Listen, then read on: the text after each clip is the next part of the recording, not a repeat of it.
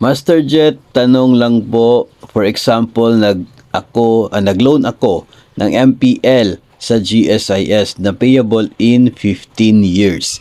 In the event na may pambayad na po ako after 1 year, is it possible na mag-over the counter ako for full payment? And what about the interest? Same pa rin po ba? So ito, yun po. 15 years yung term, pero kung nagkataon na meron kang pambayad in full payment doon sa utang mo, ay pwede naman, no? Kasi yung multipurpose loan ng GSIS ay allowed po yung pre-termination. Pre-termination, ibig sabihin, babayaran mo in full yung halaga ng utang mo na tira na balanse sa utang mo bago pa magtapos ang kaniyang term, no? Magtapos yung term ng loan.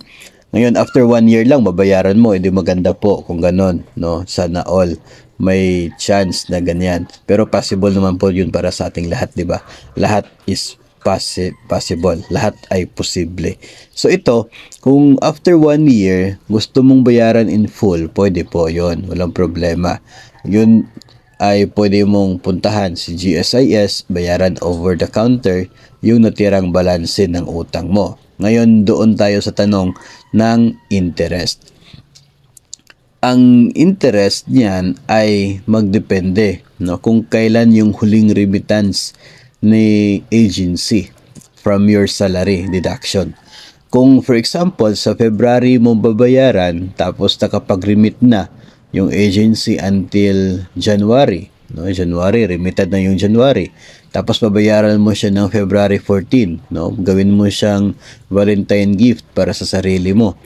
February 14, bayaran mo. So, ibig sabihin, yung utang mo ay mayroong 14 days interest na kinakailangang bayaran. 'Di ba?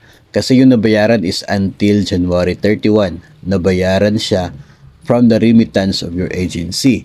So, from February 1 until February 14, yung 14 days na yan ay, of course, tumutubo. May interest yon daily. No? Pero, usual naman po talaga yan. Lahat po ng bangko na nagpapautang, meron talaga yung daily interest. And it is based on the diminishing balance of your loan. Ngayon, kung gusto mong bayaran in full, so yung babayaran mo doon is yung interest mo for that 14 days. Na wag mo nang intindihin yung interest niya and yung para sa natirang 14 years. No? Kung yung mga natitirang taon doon sa term ng loan, hindi mo na yun babayaran, no? Hindi mo na siya babayaran kasi yung pagbayad mo sa kanya is until doon sa February 14. So yung babayaran mo na interest from the day na huling payment kung saan nabayaran yung interest niya until doon sa araw kung kailan mo bayaran in full. So, yun yung interest na kukwentahin at idadagdag sa outstanding balance. And yun ang babayaran mo. After that, ay hihingi ka na lang ng deletion doon sa deduction mo. No, yung notice of deletion of deduction. Tapos, dalhin mo doon sa inyong agency, doon sa gumagawa ng sahod para ma-delete yung deduction ng loan na yan, para hindi ka na mamumroblema, no? Kasi magiging overpayment na yung loan mo. So, problema na yung pag-process ng refund. So, mas mabuti na mas maaga ay ma-process agad yung pagpapadelete pagkatapos mo na bayaran in full yung loan mo. So, again, wag mo nang isipin yung interest in the future, no, na computed in advance si GSIS. Yung computed in advance naman ni GSIS, yung pag-compute niya in advance sa interest for the whole term, yun ay gagamitin lang sa pag-determine ng monthly amortization, no? Pero as to the interest na actual mong babayaran ay nakadepende doon sa kung ilang araw from the last remittance, last payment, unto the next payment. No, yung doon sa ating remittance is 1 month, so 1 month interest based on diminishing balance.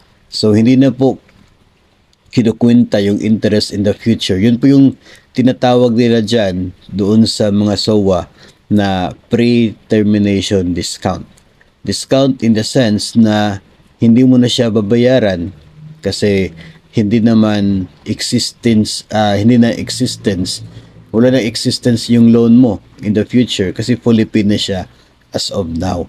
No, so hindi mo na siya, yun yung natitipid mo, no, natitipid mo na interest for the entire term. Natitipid mo kasi binayaran mo in advance yung utang mo. So, yun po.